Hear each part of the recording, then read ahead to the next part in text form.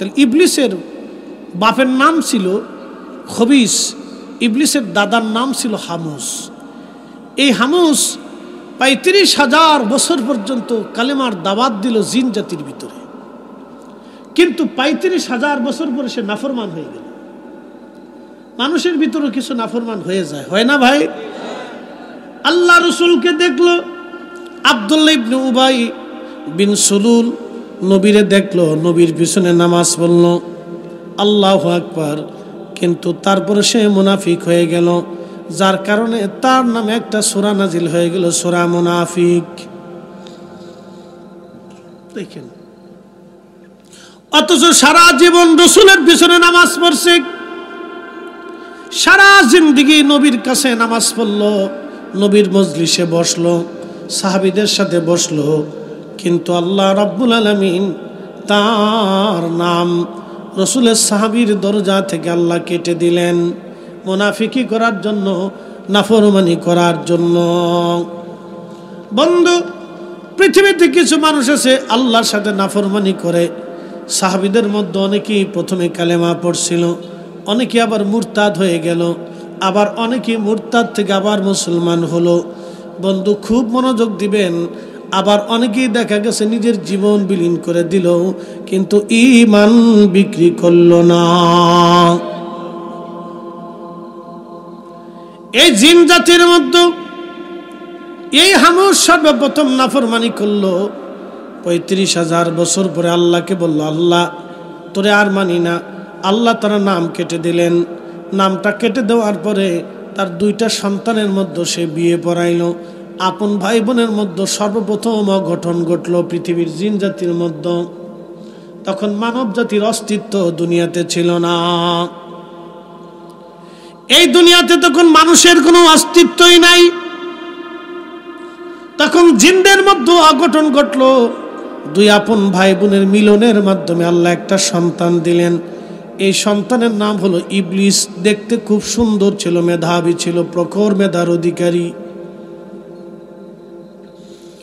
এই ইবলিস, বন্ধু খুবই মনোযোগ দিয়ে কথাগুলি শুনবেন। আল্লাহর নবী ডাক দিয়ে বলতেছেন, হিম রে, তোমার বয়স কত? হিম ডাক দিয়ে বলি, ইয়া রাসূলুল্লাহ, আমার বয়স কত আমি বলতে পারবো না, তবে একটা কথা বলি নবী গো, হাবিল আর কাবিল যেই দিন একটা সুন্দরী মেয়ে নিয়ে আকলিমারে নিয়ে মারামারি কইরা একজন আরেকজনকে হত্যা করেছিল, আমি হিম সেই দিন পাহাড়ে পাহাড়ে কেবল দৌড়াদৌড়ি করা শিখেছি। তার বয়স কত চিন্তা করেন, 1000 বছর। আদম সফিউল্লাহর 2 বেটা হাবিল আর কাবিল যেই দিন মারামারি করে, আকলিমার জন্য মারামারি করে একজন আর একজনকে মার্ডার করলো, ওই হিম ডাক দে বলে, হুজুর ওই দিন আমার বয়স কেবল ছোট, আমি হাঁটাহাঁটি দৌড়াদৌড়ি শিখছি, আর আজকে আমি বৃদ্ধ হয়ে গেছি, কত শত বছর 1000 বছর বয়স আমি বলতে পারবো না। আল্লাহর নবী বলেন, তুমি কি আমার সঙ্গে দুষ্টুমি করার জন্য আসছো? তখন ওই জিন ডাক দে বলে, ইয়া রাসূলুল্লাহ, আমি দুষ্টুমি করার জন্য আসি নাই নবীজি, আল্লাহর কসম করে বলি, আমি আপনার কদমে কালেমা পড়ে মুসলমান হওয়ার জন্য এসেছি।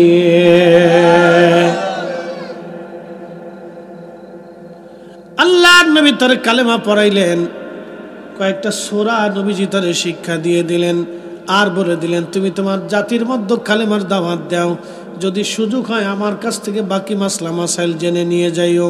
হযরত ওমর বলছেন, আর কোনোদিন সে আসছে কিনা আমি জানি না।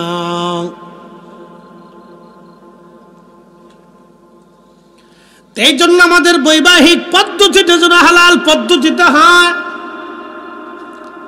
আমরা যেন আমাদের সন্তানদেরকে নবীর তরিকা অনুযায়ী বিবাহ দিতে পারি।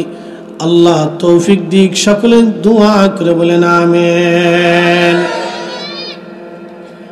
এটা খেয়াল রাখবেন, এটা অত্যন্ত জটিল এবং সুন্দর একটা মাসালা। আমি জিন থেকে আপনাদেরকে বোঝাচ্ছি। তাহলে আমাদের নসল, আমরা পৃথিবীতে আসছি একটা বৈধ পদ্ধতিতে। কি বৈবাহিক পদ্ধতি? সর্বপ্রথমে আদম আলাইহিস সালাম এবং আম্মাজান হাওয়া আলাইহিস সালামের বিয়ে হয়েছিল জান্নাতে। তো জান্নাতে বিয়ে হবে, আদম নবী তো জীবনে কোনোদিন বিয়ে করেনি। তো বিয়ে করার জন্য পাত্রী আম্মাজান হাওয়া আলাইহিস সালামকে উপস্থিত করা হলো। তো ফেরেশতা জিবরাইল আলাইহিস সালাম সহ আরো অন্যরা আসছে বিয়ে পড়ানোর জন্য। বিয়ে পড়াইতে বসছে, ফেরেশতারা ডেকে বলতেছে, আদম আপনি আপনার স্ত্রীর জন্য মহারানা ধার্য করেন। বলে মহারানা কি? মহারানা হলো আপনার পক্ষ থেকে আপনার স্ত্রীর জন্য একটা অর্থ বা সম্পদ। আদম নবী ডাক দিয়ে বললেন, রে ফেরেশতারা, মহারানা কোথায় পাবো বলো? আমি আল্লাহর বাড়ি খাই, আল্লাহর বাড়ি ঘুমাই। আমি আল্লাহর বাড়ি খাই, আল্লাহর বাড়ি আমি ঘুমাই। মহারানা কোথায় পাবো বলো? কোথায় পাবো মহারানা বলো? আল্লাহ ডাক দিলেন। ইমাম মোল্লা আলী কারি আল মাউরিদের মধ্যে তিনি লিখতেছেন, ইমাম আবুল ফরাজ ইবনুল জৌজি তিনার একটা কিতাবের মধ্যে তিনি লিখেছেন, আল্লাহ ডাক দিয়ে বলতেছে, জিবরাইল আমার আদমকে তুমি বলো, আমার আদম জানা আমার আখিরি নবী রহমতের নবীর শানে 3 বার মতান্তরে 11 বার দুরূদ শরীফ পড়িয়া যেন হাওয়ারে মহারানা দিয়ে দেয়। এটাই মহারানা হয়ে যাবে, বিবাহ শুদ্ধ হবে। একবার জোরে বলা যাবে কি মারহাবা? চিন্তা করছেন দুরূদ কত আগে আইছে? আল্লাহ রসুলের দুরূদ কত আগে আসছে দেখে না। ইমাম আবুল ফরাজ ইবনুল জৌজি ওনার কিতাবে বিশুদ্ধভাবে লিখতেছে, একবার বিশুদ্ধ কথা এটা। তো আদম আলাইহিস সালামের তো কোনো অর্থ নাই, তো মহারানা কি দিবে? বলে আল্লাহ মহারানা কোথায় পাবো? তোমার জান্নাতে খাই, আমি তো বেকার, পয়সা করি নেই, টিয়া পয়সা নেই, ধন দৌলত তো আমার নাই, আমি তো তোমার বাড়িতে খাই। তা আল্লাহ বললেন, তাহলে তোমার আমার আখিরি নবীর প্রতি 11 বার মতান্তরে 3 বার দুরূদ শরীফ পড়ে তুমি তোমার স্ত্রীকে মহারানা দিয়ে দাও। আমরা অনেক সময় ইচ্ছা করেও মহারানা দিই না। বিয়ে করার সময় নানান দিনা পাওনা নিয়ে ঝগড়া ফাসাদ বাঁধে। অনেক সময় দিনা পাওনার চিন্তা ভাবনা বিয়েই হয় না, বিয়ে ভাঙ্গে যায়। কথা কন না কে? ঠিক কিনা? সব পছন্দ, দেখেন শয়তান কত বড় চালাক। সব পছন্দ, ছেলে মেয়ে আত্মীয় স্বজন সব হয়ে গেছে, খাওয়া দাওয়া হয়ে গেছে, এখন দিনা বানা নিয়ে বইছে। কারণ বাপের চাহিদার শেষ নাই, মার চাহিদা আরো বিরাট, জামার চাহিদা আরো বড়। বাপরে বাপ চাহিদার কোনো শেষ নাই। কদ্দূর খালি শ্বশুর বাড়িতে খসাইতে পারে। কেউ আছে খুব ধান্দাবাজ, বেশি ধান্দা করে। শোনেন, এগুলি ইত্রামি ছোট লোকই ব্যবসা বাদ দিতে হবে। যৌতুক প্রথা ইসলামে নাই। এগুলি হলো একবারে ইতর। যেই ফ্যামিলি যৌতুক দাবি করবে ওরা জুতা দিয়ে বাইরে গিয়ে ওই এলাকা সারা করে দিতে হবে। কথা কন না কেন? এই আসতে ঠিক করলেন কেন? জোরে বলেন, নাহলে যে কোরআন আমার হাতে, আল্লাহর কোরআন। কি দিয়ে বাইরে দিতে হবে? জুতা দিয়ে বাইরে ওই এলাকা সারা করতে। বুঝতে ওর মতো ইতর আর ছোট লোক পৃথিবীতে আর একটাও নাই। কথা কন না কেন?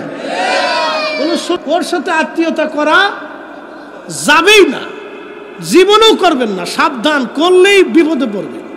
এগুলির সাথে কখনো আত্মীয়তা করবেন না। যারা এই কথা বলবে কোনো আত্মীয়তা নাই। কেউ যদি বলে যে বিয়ে সাহেব, এই আপনার মেয়েরে আপনি কি দিবেন সেটা আপনি জানেন, আপনার জামাইরে, আপনার জামাই আপনার পোলার মতো কি দিবেন না দিবেন সেটা আপনি জানেন, আর আপনার মেয়েটা আমার বৌমা হিসেবে আসবে, ওই আমি আমার মেয়েরে কি দেবো না দেবো সেটা আমি জানি। এই আপনার জামাইরে আপনার একটা পোলার মনে করে কি দিবেন দিবেন, আর আমার মেয়ে আসবে আমার ঘরে, আমার বৌমা আমার মেয়ের মতো, ওরে আমি কি দেবো না দেবো আমি আমার বৌমারে সাজায় নিয়ে আসবো। তাহলে কথা সুন্দর, কোনো ঝামেলা নাই। কথা ঠিক কিনা? সবাই মৌলিকভাবে সুন্দর মতো সমঝোতার মাধ্যমে একটা জিনিস সুন্দর হলে হয়। কিন্তু আরেকজনের ফার্স্টে ফিন মারবো। আমার দেশের কিছু বেডিরা ফান খায় আর খালি ফিন মারে। কি কথা কর না কে? খারাপ করতেছি আমি? বলে হুজুর আপনি এটাও জানেন? আমি এটা জানি না মানে দুনিয়ার সব জানি। আমরা হুজুররা জানি না এমন কোনো কাজ নাই। এই বেডিরা পান খায় আর খালি গ্রাম বেড়ে ঘুরে আর খালি খালি ফিন মারে। কব জরিনার মা, এ করিমের মা পুলা বিয়ে করেছো, কি পাইছো, কি দিছে, একদম কাঠ দিছে, উরে খয়রাতির লোক আত্মীয়তা করছো, এই দিছে না ফিন মাইরা, এই বেডির মন নষ্ট করে দিছে। এগুলো শয়তান, এগুলো জুতা দিয়ে বাইরে এলাকা সারা করতে হবে, কথা কন না কে? এগুলো শয়তান বেডি। এই বেডিরা এক সংসারের ভিতর ভেজাল বাঁধায়, বহু ফ্যামিলি নষ্ট করছে এরা, বহু স্বামী স্ত্রীর তালাক পর্যন্ত সেই ঝগড়া ফাসাদ বাঁধাইয়া, কথা কন না কে? এগুলো শয়তান, দুষ্ট, অসুস্থ মস্তিষ্কের, এগুলো অসুস্থ ফ্যামিলি আর অসুস্থ ব্যক্তি। এরা সমাজের কীট, সার পোকা, উই পোকা, তেলা পোকার মতো। এগুলো মনে রাখবেন, তেলা পোকা যেরকম ক্ষতি করে, উই পোকা যেমন কাঠ খেয়ে ফেলায়, সার পোকা যেমন আপনারা ঘুমাইতে দেয় না, এরা হলো ওই সার পোকা। এই বেড়িরা পান খেয়ে বেড়ায় আর খালি খুশাখুশি করে বেড়ায়, এগুলো সার পোকা। এই সার পোকা থেকে আমাদের সমাজ আল্লাহ মুক্ত রাখুক, সকলকে না আমিন। এগুলো কত নারীর সংসার নষ্ট করছে তার হিসাব নাই, আমি বলেও শেষ করতে পারবো না। কত নারীর সংসারের ভিতরে অশান্তি সৃষ্টি করছে তার হিসাব নাই। আয়শা করিমের মা কিন্তু খুব ভালো, ছেলে বিয়ে করে আনছে, বৌমা আসছে, খুশি মনে চলতেছে, খাওয়া দাওয়া চলতেছে, রান্না বান্না চলতেছে, করিমের মার কোনো লোভ নাই। এর চিন্তা হলো আমার বৌমা আসছে, তারা নিজেরা করে নি, আমরা তো করতে করতে এখন কাজ করতে করতে বুড়ো হয়ে গেছি। এলে লোক ভালা, সাদা শীতে মনের মানুষ, কিন্তু ফান খাওয়া বেরিয়ে ইয়া এমন ফিন মারছে, এক ফিনে করিমের মার জান শেষ হয়ে গেছে। বুঝতে পারছেন, সংসারে অশান্তি বাধাই দিচ্ছে। এই জন্য এইগুলি আমাদেরকে দূরে থাকতে হবে। এরা অসুস্থ মস্তিষ্ক, এরা অসুস্থ। প্রিয় হাজিরিন, কষ্ট হইতেছে আপনাদের? তাহলে একসাথে বলেন তো আল্লাহু আকবার। এগুলি কেন আপনাদেরকে বলতেছি শোনেন, এগুলি প্রত্যেক সমাজে গ্রামে মহামারীর মতো অশান্তি বিশৃঙ্খলা লেগে রয়েছে। এটা প্রত্যেক ফ্যামিলির ভিতরে এই বিশৃঙ্খলা লাগতে লাগতে শেষ পর্যন্ত আদালত পর্যন্ত যায়, পুলিশ, মামলা, হামলা, জরিমানা, কত অশান্তি। এই অশান্তির শেষ নেই। প্রিয় বন্ধুগণ, লালমায়ের মুসলমান খুবই মনোযোগ দিয়ে শুনিয়া যান। এগুলি হচ্ছে সামাজিক ব্যাধি। নবীজির দিকে যদি আপনারা তাকান, আম্মাজানদের দিকে যদি আপনারা তাকান, আল্লাহর ওলিদের দিকে যদি তাকান, তাদের জীবন কত সুন্দর ছিল, ওই সময় নারীরা কত চমৎকার ছিল, ওই সময় নারীদের মন কত সুন্দর ছিল। ও নারী সমাজ, তোমরা যদি নারীদের দিকে তাকাও, তাহলে বর্তমান ফিলিস্তিনের নারীদের দিকে তাকায় দেখো, গাজার নারীরা বুরকা ছাড়ে না, সন্তান শহীদ হয়ে যায়, তারাও শহীদ হয়ে যায়, কিন্তু নারীদের বুরকা খুলে না। কথা কন না কেন, ঠিক কিনা? আপনি দেখেন ফিলিস্তিনের একটা নারীও আপনি বুরকা ছাড়া পাবেন না। আপনি একটু দেখেন ভিডিও, ছেলে মরে যাচ্ছে, হসপিটালে ছেলে শহীদ, ছোট্ট বাচ্চা শহীদ হয়ে গেছে, হাত নাই, পা নাই, চোখ নাই, কান নাই, অঙ্গ প্রত্যঙ্গ বোমার আঘাতে উড়ে চলে গেছে। ওই সন্তান কোলের ভিতরে করে নিয়ে মা কাঁদতেছে, কিন্তু বুরকা ছাড়ে নাই। আর আমার দেশের বেডি অজু নষ্ট হবে বিদায় অজুই করে, এই লিপস্টিক নষ্ট হবে বিদায় অজুই করে না। তো কারে কি শিখাবে?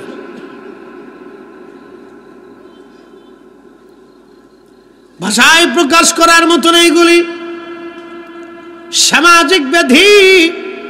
প্রিয় উপস্থিতি, এই জন্য আপনাদেরকে বলতেছি, আপনারা ফিরে আসেন, যেন বিবাহিক পদ্ধতিটা সুন্দর হয়, আল্লাহ যেন সুন্নত তরিকা অনুযায়ী করার তৌফিক দেয়। সকলে বলেন আমিন। আল্লাহুম্মা সাল্লি আলা মাওলানা মুহাম্মদ।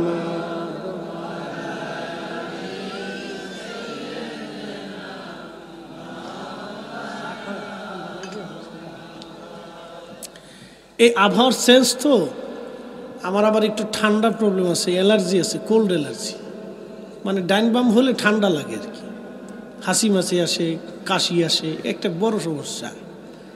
এই শীত ছিল, এখন একটু গরমের ভাব পড়ছে না, এই ঠান্ডা লেগে গেছে, একটু অসুবিধা আর কি। মানে কণ্ঠে একবারে শক্তি পাইতেছি কম, কিন্তু আজ কম করবার না ইনশাল্লাহ, চিন্তা করে লাভ নাই।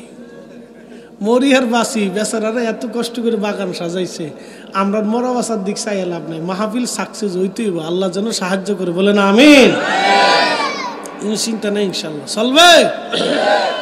যারা বাড়িতে আছেন তাড়াতাড়ি আসেন, আর দেরি করেন না। বহুত আপনারা পান চা টা খাইছেন, দোকানে যারা চা খাচ্ছেন তারা চলে আসেন। জীবনে বহু চা খাইছেন, বাবারে জান্নাতের বাগানে বসার আর সুযোগ জীবনে না হইতে পারে। কথা ঠিক কিনা? আচ্ছা, আমাদের হায়াত কতটুক, কয় বছর, কয়শো বছর? জিনেরা তো হাজার হাজার বছর হায়াত পাইছে, আমরার হায়াত কত বছর? আমাদের হায়াত সামান্য হায়াত, 60 বছরের হায়াত, ছোট্ট মাত্র হায়াত। আল্লাহর কুরআন বলতেছে তারুজুল মালাইকাতু ওয়ার রূহু ইলাইহি ফি ইয়াউমিন কানা মিকদারুহু 50 আলফা সানা। দুনিয়ার 50,000 বছর এক জায়গা করলে যত বিরাট হবে, হাসরের একটা দিন হলো তত বিরাট। এবার আপনি আপনার 60 বছরটাকে একটু মামলা দেন, মানে কি বলে আপনার ভাগ দেন। আমি অঙ্ক কম বুঝি, আমি ছোটকাল থেকে অঙ্ক পারতাম কম, মানে পেঁয়াজ গোছ আমি বুঝি না। ছোটকাল থেকে আমি পেঁয়াজ গোছ কম বুঝি, রাজনীতি কম বুঝি, এত পেঁচা পেঁচে আমি বুঝি না। পেঁচা পেঁচে আমি আমার অন্তরের মধ্যে আনি না। কারো ক্ষতি করবে এই চিন্তা আমার মগজে আসে না। কারো অন্যের মাল আমি চুরি করে নষ্ট করে খাবো, অন্যের হক মেরে খাবো, এই ধান্দা আমার অন্তরে কখনো উদয় হয় না। খুব মনোযোগ দিবেন। এই অঙ্ক আমি পারি কম। যদি আপনি ভাগ দেন 50,000 বছরকে যদি 60 বছর দিয়ে ভাগ দিয়ে দেখেন আপনি, তাহলে হয়তো আপনি দেখবেন আখেরাতের কত সময় দুনিয়াতে আপনি বাঁচেন, আখেরাতের সামান্য সময় আপনি দুনিয়াতে বাঁচবেন। এই সামান্য সময়ের ভিতরে 10 বছর চলে যাবে আপনার হেলায় হেলায়, ডোলায় ডোলায়। কৈশোর এবং শিশুকালের খেলাধুলায় আনন্দ ফুর্তিতে 10 বছর চলে গেল। বাকি বৃদ্ধকালের 10 বছর যাবে অসুস্থতা, বিভিন্ন রোগ ব্যাধি, নানান দুশ্চিন্তায় এবং দুর্বলতায় বাকি 10 বছর চলে গেল। আর বাকি থাকবে আপনার 40 বছর। এই 40 বছরের প্রায় 3 ভাগের 1 ভাগ চলে যাবে ঘুমে ঘুমে।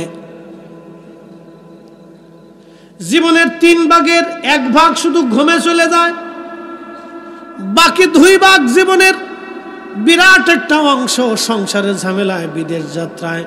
এখানে অনেকেই হয়তো বিদেশ করছেন, 5 বছর অথবা 10 বছর আপনি খেটে আসছেন, টাকা পয়সা রুজি করে আপনি নিয়ে আসছেন। আসার পরে আপনি কি পাইছেন? আপনি 10 বছর পরিশ্রম করলেন দুনিয়ার অর্থবিত্তের জন্য, কিন্তু আল্লাহ পাওয়ার জন্য আপনি পরিশ্রম করেন নাই। আমি ফরিদ হিসাবের দিকে তাকান, কামিল টামিল দিয়ে ফিকা টিকা দিয়া একবারে শেষ করতে আমাদের 22-24 বছর শেষ হয়ে গেছে সেশন জট দিয়ে। খুব মনোযোগ দিয়েন। এই 22-24 বছর পার হয়ে গেল। এই 22 বছরে পরিশ্রম করে আমরা একটা সার্টিফিকেট পাইছি। তাও এই সার্টিফিকেট দিয়ে যারা মাস্টার্স কমপ্লিট করে, মাস্টার্স পাস করে, 24-26 বছরে মাস্টার্স করে আসে একটা ছেলে ঢাকা ইউনিভার্সিটি থেকে। মাস্টার্স করতে করতে ছেলেটা প্রায় বুড়া হয়ে যায়। এরপরেও চাকরি পাইতে হলে তার মামু লাগে, মামু সারা চাকরি হয় না। কি লাগে? মামু লাগে, মামু। এ মামু সারা চাকরি হয় না। তাহলে এই ছেলেটা 24 বছর পরিশ্রম করিয়া তারপরেও মামু দিয়ে চাকরি পেয়েছে। কথা বুঝেন তো? 24 বছর পরিশ্রম করে সে একটা সার্টিফিকেট পাইছে। এ বান্দা যদি 24 বছর দুনিয়ার সার্টিফিকেটের পিছনে না দৌড়াইয়া আল্লাহর পিছনে দৌড়াইতো,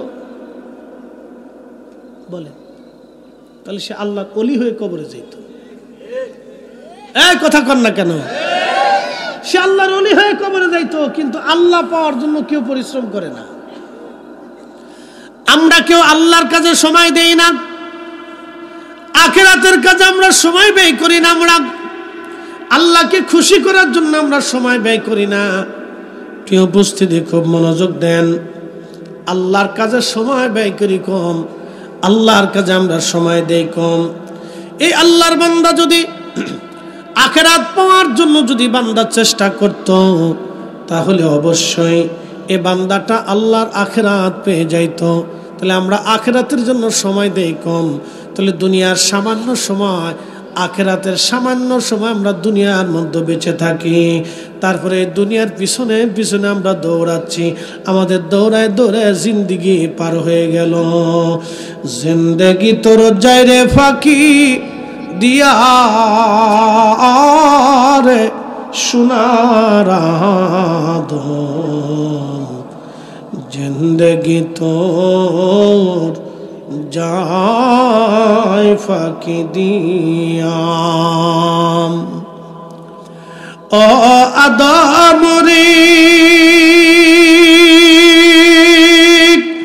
পাগ ধরিয়া গেছে দাড়ি, দন্তবাসে গোটা চারি,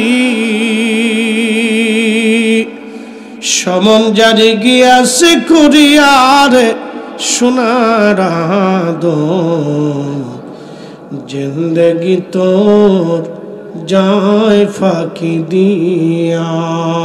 আল্লাহুম্মা সাল্লি আলা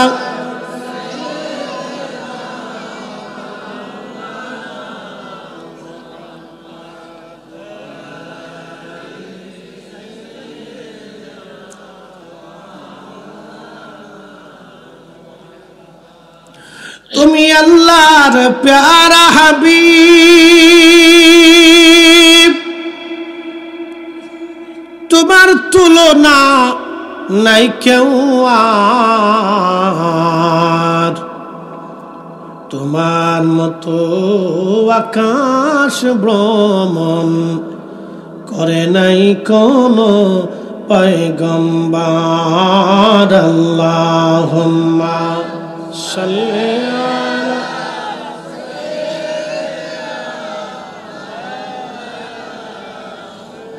মুহাম্মদ ওয়া আলা আলি সাইয়্যিদিনা।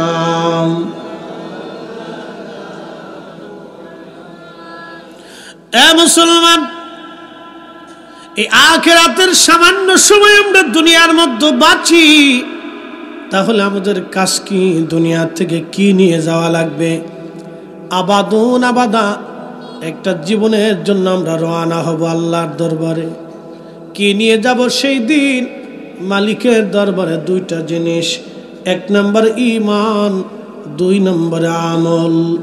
এক নম্বর ঈমান, দুই নম্বর আমল।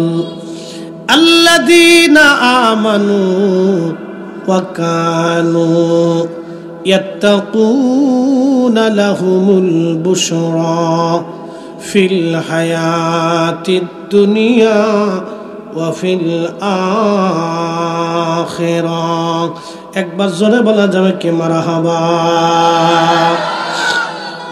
কয়টা জিনিস নিতে হবে? দুইটি। আমি আপনি পরকালের একটা যাত্রা। আজকে রাত্রিবেলা ঘুমাইলেন, সকালবেলা ঘুম থেকে উঠবেন, কোনো গ্যারান্টি নাই। আছে কি? কোনো গ্যারান্টি নাই। সকালবেলা ঘুম থেকে উঠবেন, কোনো গ্যারান্টি নাই। আহা, এটাই আমাদের জীবন। আল্লাহর কোরআন বলল, আমা তাদরি নাফসুম বিআইয়ি আরদিন তামুত।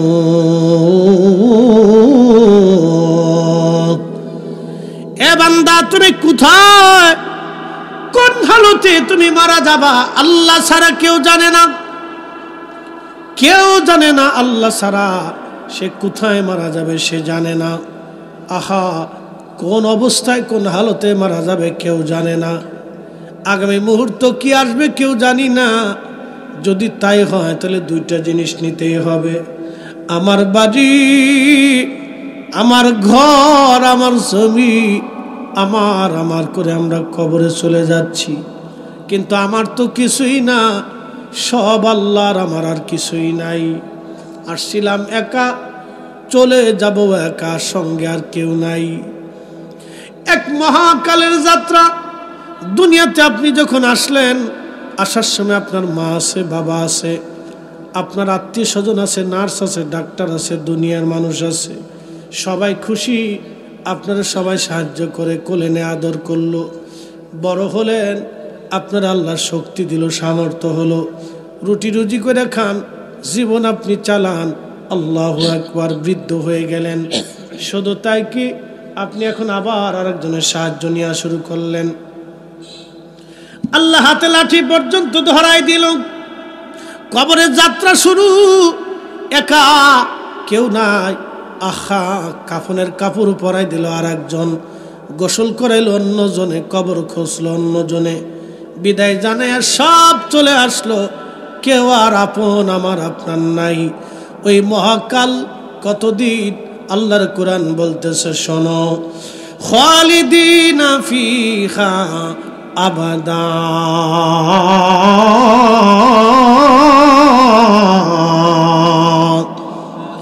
এমন একটা দিনের জন্য আপনি রওনা দিলেন, এমন একটা জগতে আপনি রওনা, যে জগতে শুরু হবে শেষ নাই,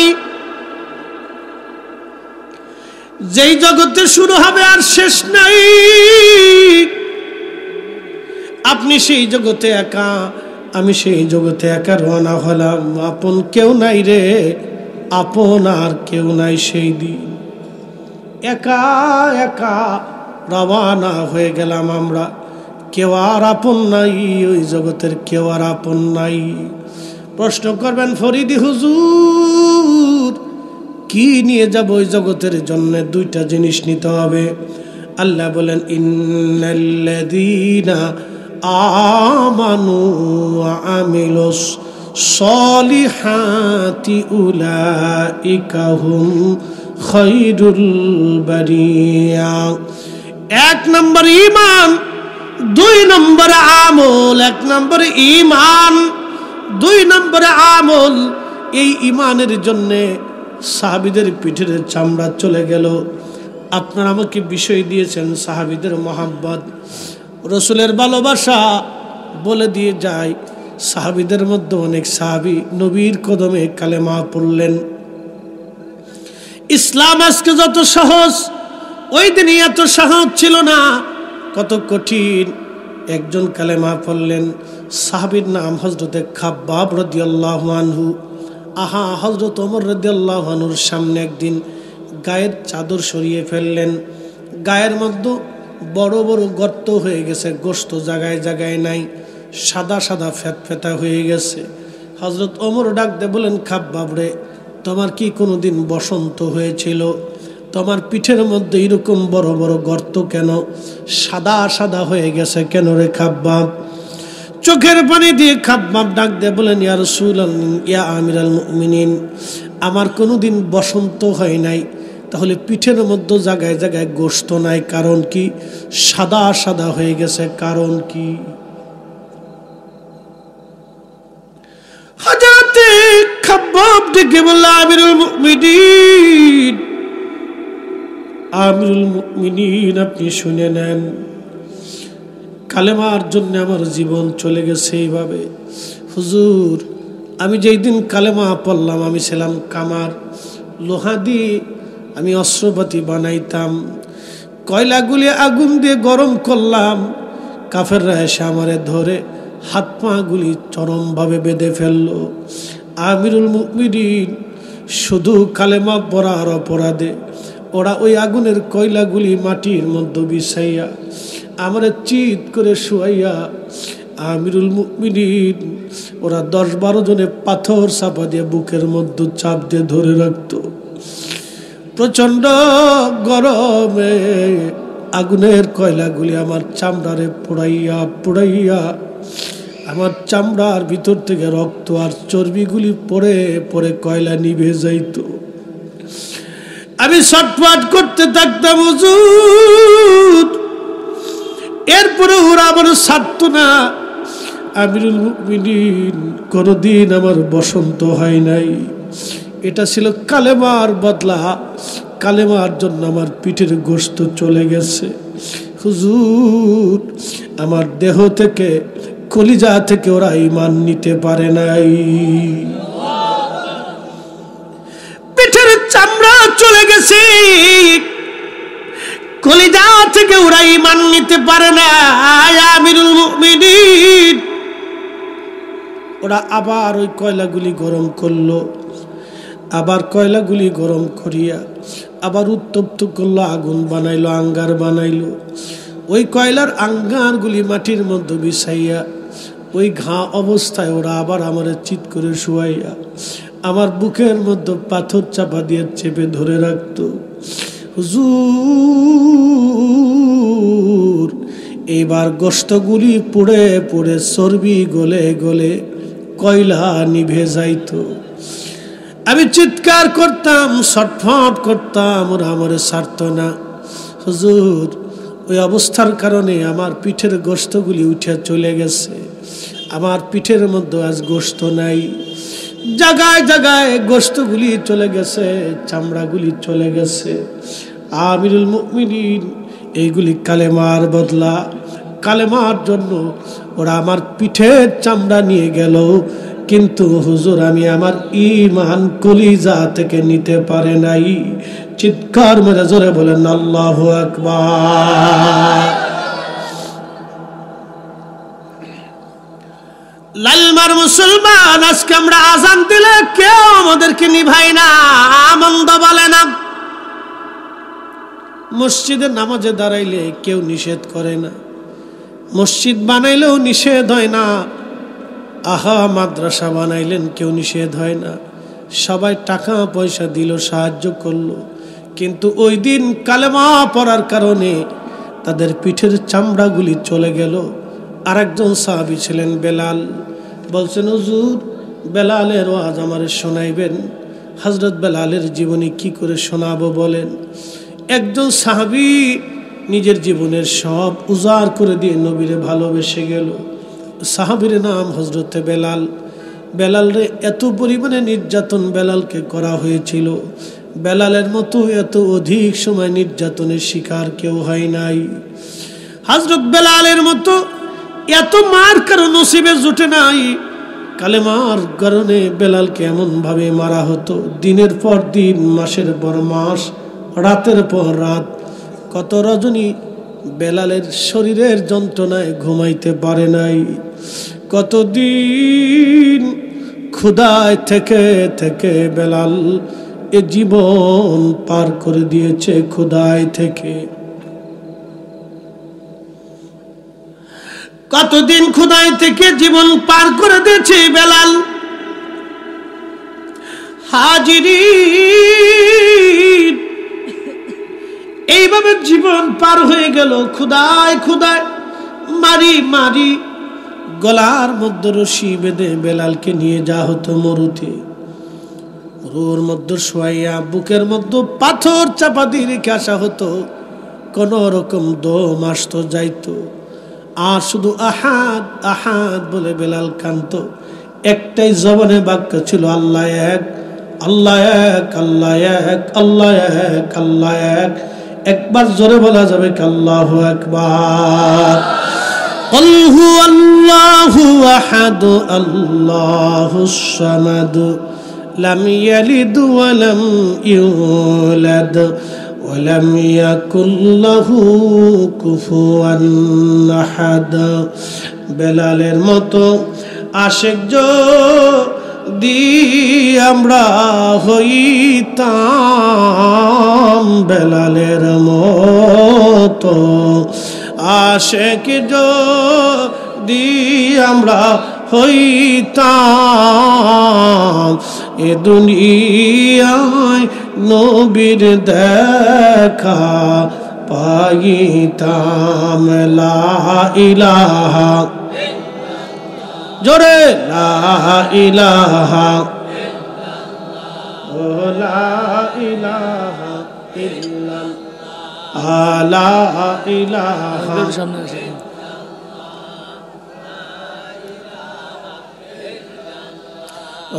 লা ইলাহা, লা ইলাহা ইল্লাল্লাহ মুহাম্মাদুর রাসূলুল্লাহ সাল্লাল্লাহু আলাইহি ওয়াসাল্লাম। একবার চিৎকার মেরে জোরে বলেন আল্লাহু আকবার। নারে তাকবীর। নবীর উম্মত লালমাইবাসী, কথাগুলি শুনে যান বাবাজি। কথাগুলি ভালো করে শুনে যাবেন। আল্লাহর নবীর সাহাবী জীবনের সব উজাড় করে দিয়ে আল্লাহর কালেমার জন্য কষ্ট করে গেলেন। একজন কৃতদাস, নিগ্রো, বংশীয় না, চেহারাও নাই, অর্থবিত্ত কিছুই নাই। আবু বকর ওই জমানায় প্রায় 40,000 দিরহাম দিয়ে তাকে কিনে নিয়ে আসলেন, এনে আজাদ করে দিলেন। আল্লাহর নবী হিজরত করে মদিনায় চলে গেলেন। মদিনায় চলে যাওয়ার পরে মদিনার আজান প্রবর্তন হলো। আল্লাহর নবী বলেন, আমার মুয়াজ্জিন হবে বেলাল। বেলাল রে আজানগুলি, বাক্যগুলি শিখাই দাও। শিখানোর পরে বলল, বেলাল যাও আজান দাও। শোনানো আবু দাউদের ভিতরে 519 নম্বর হাদিসের মধ্যে আল্লাহর নবী রাসূল কারীমের সাহাবী, তার জীবনীর বর্ণনার মধ্যে আসছে, তিনি বনু নাজ্জার গোত্রের এক মহিলার ছাদ ছিল উঁচু মসজিদের নববীর সাথেই। এই ছাদের উপরে দাঁড়ায় তিনি আজান দিতেন। চলে যাইতেন, ওই ছাদের উপরে দাঁড়ায় দাঁড়ায় বেলাল আজান দিতেন। বনু নাজ্জার গোত্রের মহিলার ছাদ ছিল উঁচু মসজিদে নববীর পাশেই। ওই ছাদের উপরে দাঁড়ায় বেলাল আজান দিতেন। আল্লাহু আকবার। বেলালের আজানের ফুয়ুজুত এতই জটিল এবং কঠিন, এতই হৃদয় স্পর্শী ছিল, আজান দিলে সাহাবীরা ঘরে থাকতে পারত না। এতই ফুয়ুজুত ছিল বেলালের আজানে, এতই মজবুত ফুয়ুজুত ছিল। দীর্ঘদিন বেলাল আজান দিলেন। দীর্ঘদিন নবীর মুয়াজ্জিন যেখানে যাইতেন বেলাল সাথে যাইত, বেলাল আজান দিত। আল্লাহু আকবার। বেলালের আজানে নবী নামাজ পড়াইতেন। দীর্ঘদিনের সাথী হযরত বেলাল। আমার নবীর ইন্তেকালের সময় হয়ে গেল, ইন্তেকাল হয়ে গেল নবীজির। মদিনার অবস্থা এতই কঠিন হলো, নবী নাই। এই কথা সাহাবীরা মানতেই পারতেছে না, রাসূল নাই, বুঝতেই তো পারতেছেন নবী নাই। এ কথা শুনিয়া সারা মদিনায় কান্নার রোল পড়ে গেল। সারা মদিনার ভিতরে কান্নার রোল পড়ে গেল, নবী নাই, নবী নাই। সারা মদিনার ভিতরে কান্নার রোল, নবী নাই, রাসূল নাই। নবীর একজন সাহাবী পাগল পারা হয়ে গেলেন, বেলাল নির্বাক হয়ে গেলেন। সাহাবীরা কান্না করে যেখানে সেখানে। রাসূল কারীমের একটা প্রাণী বাহন ছিল উট, নাম ছিল কাসওয়া। আপনারা জানেন উট যখন কান্না করে মানুষের মতো কান্না করে। এই কাসওয়া উট একাধারে 3 দিন পর্যন্ত কেঁদেছিল। আল্লাহ তার খাবার পানি কেউ তারে খাওয়াইতে পারে নাই। 3 দিন পর্যন্ত উট নবী বিরহে কেঁদেছিল, খাওয়া দাওয়া বন্ধ করে দিয়েছিল। 3 দিন পরে উট একটা কুয়ার মধ্যে ঝাঁপিয়ে পড়ে বিরহ বেদনা সহ্য করতে না পারে আত্মাহুতি দিয়েছিল। যদিও প্রাণীদের কোনো শরীয়ত নাই, এই জন্য এই আত্মাহুতির কোনো শরীয়ত আসবে না। হযরত আবু বকর অনুরোধ করলেন, আজান দিলেন না। আল্লামা ইমাম কিরমানি শরহে বুখারীর মধ্যে তিনি লিখতেছেন, নবীজির এই দৃশ্যগুলি দেখে বেলাল আর সহ্য করতে পারত না। রওজা শরীফ দেখলে কান্নাকাটি করত, হুজরা শরীফ দেখলে তার কলিজায় মানত না। দেখবেন কিছু মা এই সন্তানের কবর দেখে বসে বসে কাঁদে, কাপড় চুপুর দেখে বসে বসে কাঁদে। সন্তান মারা গেলে খাটটা ধরে মা কাঁদে, সন্তানের ঘরের দিকে তাকায় কাঁদে, স্মৃতিচারণ করে মা কাঁদতে থাকে। বেলালের এরকম কলিজা ফেটে ফেটে কান্না সে সহ্য করতে না পেরে আবু বকর সিদ্দিক রাদিয়াল্লাহু আনহু থেকে বিদায় নিয়ে সিরিয়ার দামেস্কে চলে গেলেন। বহুদিন পরে নবীজি স্বপ্ন দেখায়, কিরে বেলাল, কেমন জুলুম তুমি আমার সঙ্গে শুরু করছো? কতদিন হলো তুমি আমার জিয়ারতে আসো না রে বেলাল, আয় আয়, আমি নবীর জিয়ারতে আয়। বুঝতেই পারতেছেন একজন সাহাবী কি করে রাসূলকে ভালোবাসা দিলেন নবী তার স্বপ্ন ডাকতে গেলেন। আল্লামা ইমাম তাকিউদ্দিন সুবকি রাহমাতুল্লাহ আলাইহি আশ-শিফাউস সাকামের মধ্যে তিনি ঘটনাটা লিখেছেন। আল্লামা ইমাম ইবনে কাসির আত-তারিখের মধ্যে লিখেছেন। ইমাম শামহুদি আল-ওয়াফাউল ওয়াফার মধ্যে লিখেছেন। শেখ আব্দুল হক মুহাদ্দিস দেহলভী মাদারিজুন নবুয়াতের মধ্যে তিনি লিখেছেন। অনেক অনেক কিতাবের মধ্যে এসেছে। হযরত আল্লামা ইমাম তাকিউদ্দিন সুবকি রাহমাতুল্লাহ আলাইহি লিখতেছেন, আল্লাহর নবী স্বপ্ন দেখানোর পরে বেলাল চলে আসলেন মদিনায়। রওজা শরীফ কাঠের জালি দিয়ে ঘিরে রাখা ছিল। রওজা মুবারকের পাশে বসে বসে বেলাল কাঁদতে লাগলেন হামাগুড়ি দিয়ে দিয়ে। আর পাগলের বেশি কাঁদতেছিলেন বেলাল। কান্না এত জটিল, সহ্য করতে পারতেছিলেন না। নবী বিরহ বেদনা এত কঠিন। এই প্রেম দলিল দিয়ে হয় না রে বাবা। রসুলের ভালোবাসা দলিল দিয়ে হয় না। নবীর ভালোবাসা কলিজার ভিতর থেকে আসে। কথা কোন ঠিক কিনা? আল্লাহ রসুলের ভালোবাসা কলিজার ভিতর থেকে আসে, দলিল দেওয়া হয় না। আশিক রসুল হযরত বেলাল বসে বসে রওজা মুবারকে কান্দে, হুজুর আমি আসছি। গোলাম আসতে বলেছিলেন, গোলাম হাজির হয়ে গেছে। বুঝতেই পারতেছেন নবীজি তাকে রওজা মুবারকে ডেকে আনছেন। এটা চারটিখানি কথা না, সবার নসিবেই এটা জুটে না। যে যাহারে ভালোবাসে সে তো কবু ভুলে না। রসুল তোমায় ভালোবাসে, রসুল তোমায় ভালোবাসে, তুমি তারে ভুইলো না।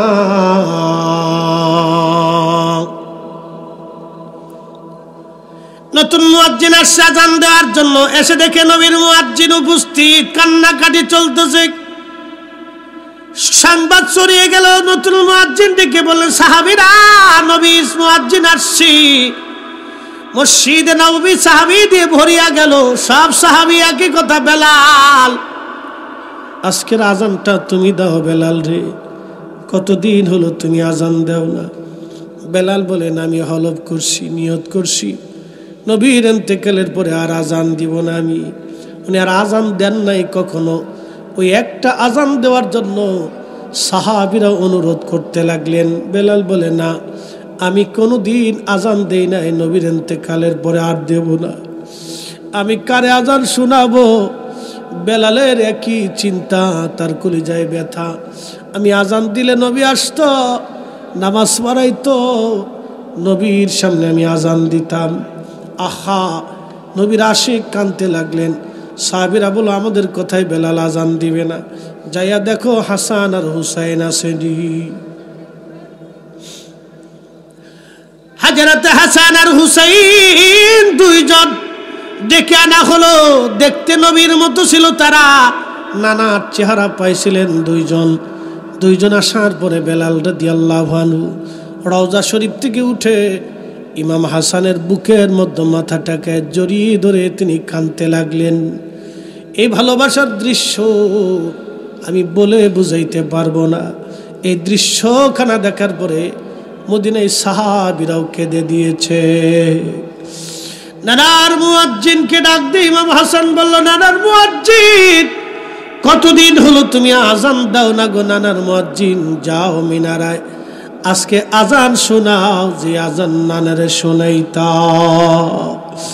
অমূল্য যতুল্য এই প্রেম কয়জনে জানে, অমূল্য যতুল্য এই প্রেম কয়জনে বুঝে। ওরে ধনী মানি পাই না যারে, ওরে ধনী মানি পাই না যারে, পায়াসে কানে। অমূল্য যতুল্য এই প্রেম কয়জনে জানে, অমূল্য যতুল্য এই প্রেম কয়জনে জানে।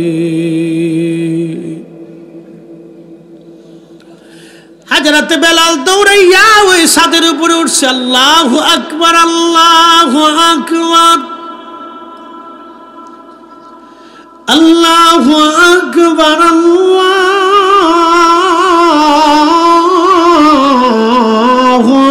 আকবার।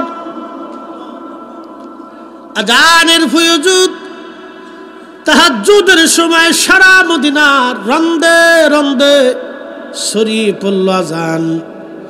সাহাবীরা ঘর থেকে বের হয়ে দৌড় মারছে, মহিলারা বের হয়ে দৌড় মারছে, ছোট ছোট বাচ্চা যুবকরা বের হয়ে দৌড় মারছে। কারণ মদিনার মানুষ কলিজার ভিতর থেকে নবীরে ভালোবাসতো। সব সাহাবী পাগল পাড়া হয়ে দৌড় মারছে। আল্লাহ মসজিদে নবীতে আসে, সাহাবীদের একটা আওয়াজ, নবী বুঝি ফিরে আসছে রে, নবী আসছেনি, নবী বুঝি ফিরে আসছে। ইমাম তাকিউদ্দিন সুবকি রাহিমাহুল্লাহ শিফাউস সাকামের মধ্যে লেখেন, সারা মদিনায় রব উঠল, নবী কি ফিরে আসছেনি, নবী বুঝি ফিরে আসছে রে, নবী বুঝি ফিরে আসছে। সারা মদিনার সাহাবীরা গুনগুন করে কান্না শুরু করলো। মদিনাতে কান্নার রোল পড়ে গেল। আহা, নবীর ইন্তেকালের পরে এইভাবে আর সাহাবীরা কখনো কাঁদে নাই। যখন বেলাল আযান দিলেন, আশহাদু আন্না মুহাম্মাদার রাসূলুল্লাহ,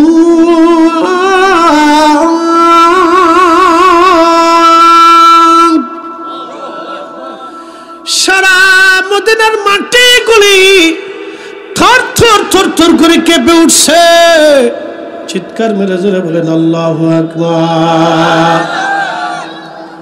অমূল্য যতুল্য এই প্রেম কয়জনে জানে,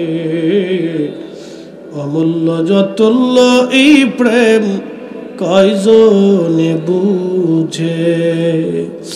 ওরে ধনী মানি পাই না তারে, ওরে ধনী মানি পাই না যারে, পায় আসে কানে।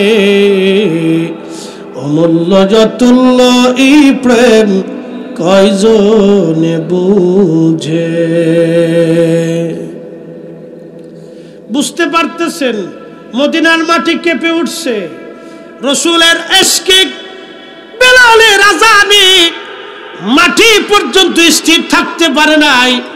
পৃথিবী বিখ্যাত ইমামরা লিখতেছেন মাটি পর্যন্ত কেঁপে উঠছে। একসাথে বলবেন কি আল্লাহু আকবার। যদি মাটি স্থির থাকতে না পারে, জমিন স্থির থাকতে পারে নাই, তাহলে সাহাবীদের কলিজা কি করে স্থির হবে বলেন? বেলাল অজ্ঞান হয়ে পড়ে গেলেন, আর আযান দিতে পারেন নাই। বেলাল অজ্ঞান হয়ে পড়ে গেলেন, আর আযান দিতে পারেন নাই তিনি। বুঝতেই পারতেছেন সেই দিনের হালত কত কঠিন প্রেম ছিল। সারা মদিনাতে কান্নার রোল। আহা, এত কঠিন অবস্থা, এমন মায়াবী অবস্থা, এমন প্রেম, এমন রসুল ভালোবাসা কেউ কোনোদিন আর দেখে নাই। আর কোনোদিন মদিনায় এই হালত আর হবে না। কারো আজানে জমিন কাঁপবে না, কারো আজানে মদিনার মানুষ এইভাবে আর কাঁদবে না। উপস্থিতি এই প্রেম দলিল দেয়া হয় না। রসুলের ভালোবাসা দলিল দিয়ে আদায় করা যায় না। বাজান এটা অন্তর থেকে আসে। যার অন্তরে রসুলের মহব্বত আছে তার অন্তরটাই জিন্দা অন্তর। কথা বলেন ঠিক কিনা?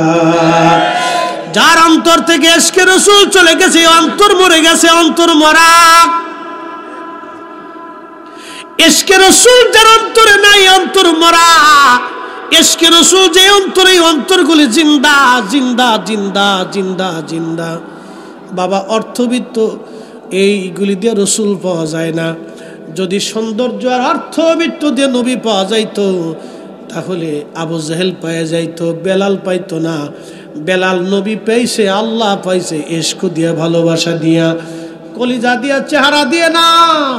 আল্লাহর দরবারে চেহারার কোনো মূল্য নাই, আল্লাহর দরবারে সম্পদের কোনো মূল্য নাই।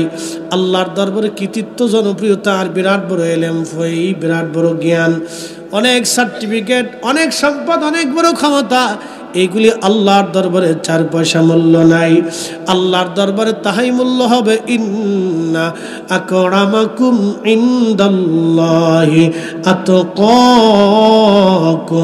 আল্লাহর দরবারে তারই দাম হবে যার অন্তরে আল্লাহর ভয় বেশি। যার অন্তরে আল্লাহর ভয় বেশি তারই দাম আল্লাহর দরবারে বেশি। কথা বলেন ঠিক না বেঠে?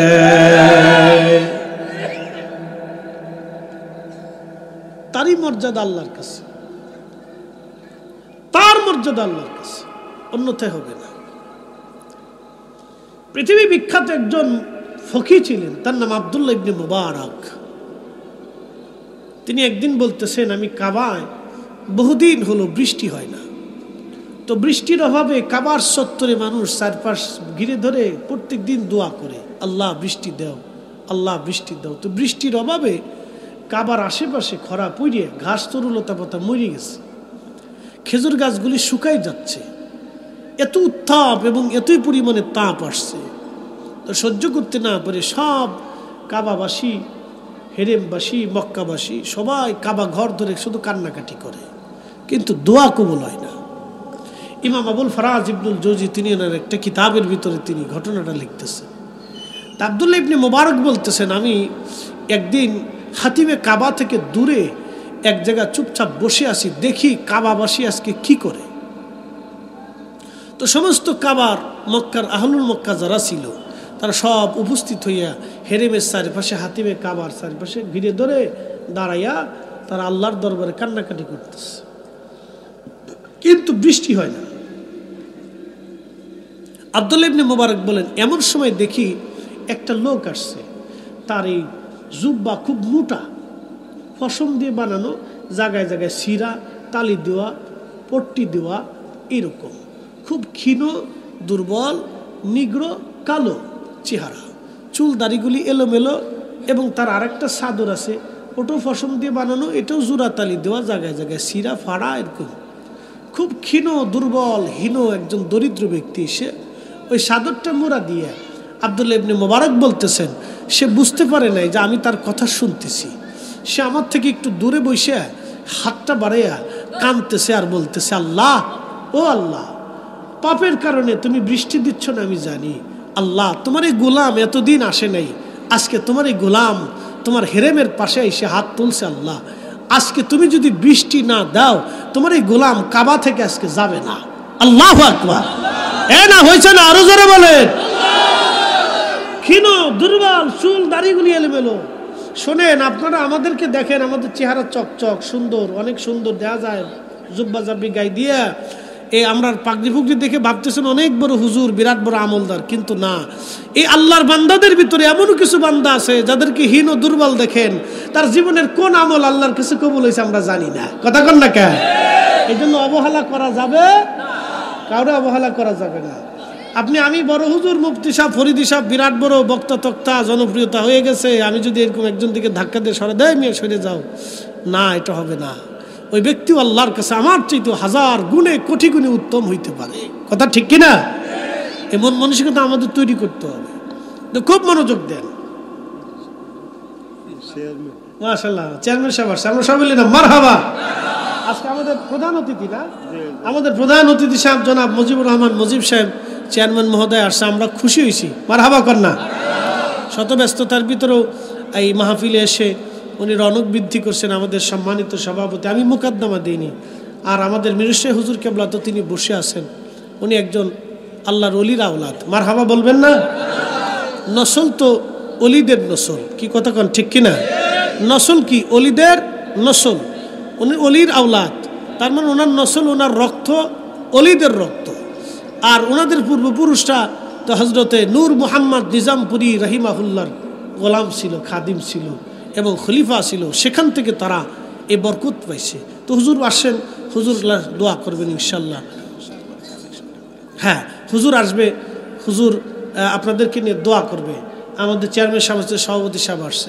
কেউ উঠবেন না, উঠা লড়াচড়া করবেন না, কথা বুঝে যান। আজকে আমরা অনেক সময় নিজেরা অনেক কিছু ভাবি, এটা করা যাবে না। কথা ঠিক কিনা? অর্থ হোক, বিত্ত হোক, সম্পদ হোক, যাই হোক, এই জ্ঞান হোক, গরিমা হোক, আমি যত বড় আল্লাহ আমার উপরে নিক না কেন, ছোটকে কখনো ছোট মনে করা যাবে না। এই হীন ও দরিদ্র ব্যক্তি আল্লাহর দরবারে মর্যাদাবান হয়ে যেতে পারে। তো আব্দুল্লাহ ইবনে মুবারক বলতেছেন, ওই হীন ও দুর্বল লোকটা উনি এই চাদরটা মোড়া দিয়ে কাঁদতেছে আর বলতেছে, আল্লাহ তোমার এই গোলাম এতদিন আসে নাই, আজকে তোমার গোলাম আসছে, এই কাবা থেকে তোমার গোলাম আজকে ফিরে যাবে না, বৃষ্টি দিতেই হবে আল্লাহ, বৃষ্টি না দিলে আজকে যাবই না আল্লাহ। একসাথে বলবেন না আল্লাহু আকবার। তেলের গাড়ি তেলে চলে,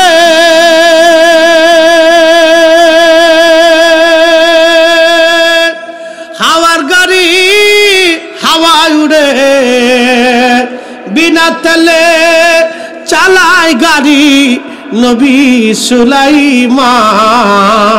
আমরা সেই মুসলমান, আমরা সেই মুসলমান।